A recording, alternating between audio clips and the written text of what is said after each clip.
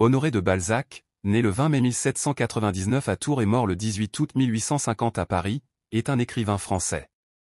Romancier, critique d'art, dramaturge, critique littéraire, essayiste, journaliste et imprimeur, il a laissé l'une des plus imposantes œuvres romanesques de la littérature française, avec plus de 90 romans et nouvelles parus de 1829 à 1855, réunis sous le titre de la Comédie humaine.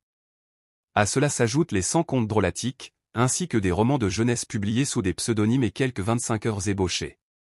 Il est un maître du roman français, dont il a abordé plusieurs genres, du roman philosophique avec le chef-d'œuvre inconnu au roman fantastique avec La peau de chagrin ou encore au roman poétique avec Le lys dans la vallée.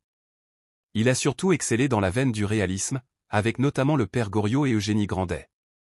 Comme il l'explique dans son avant-propos à la Comédie humaine, il a pour projet d'identifier les « espèces sociales » de son époque, tout comme Buffon avait identifié les espèces zoologiques.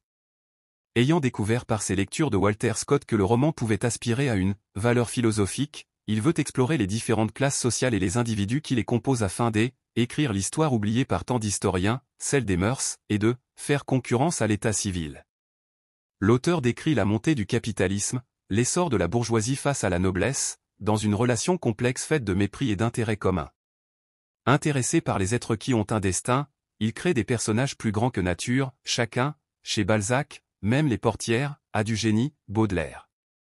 Ses opinions politiques sont ambiguës, s'il affiche des convictions légitimistes en pleine monarchie de Juillet, il s'est auparavant déclaré libéral. Il défend les ouvriers en 1840 et en 1848, bien que ceci ne soit dépeint que dans un seul de ses romans, L'Interdiction. Tout en professant des idées conservatrices, il a produit une œuvre admirée par Marx et Engels, et qui invite par certains aspects à l'anarchisme et à la révolte. Outre sa production littéraire, il a écrit des articles dans les journaux et a dirigé successivement 2 revues, qui feront faillite.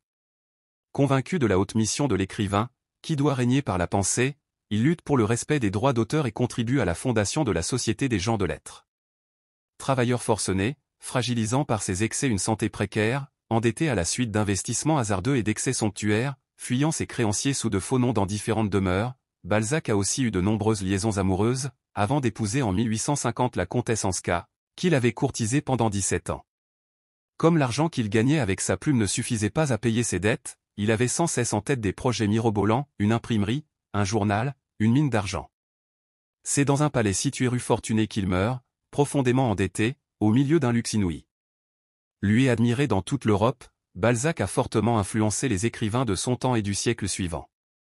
Le roman L'éducation sentimentale de Gustave Flaubert est directement inspiré du Lys dans la vallée, et Madame Bovary, de La femme de 30 ans.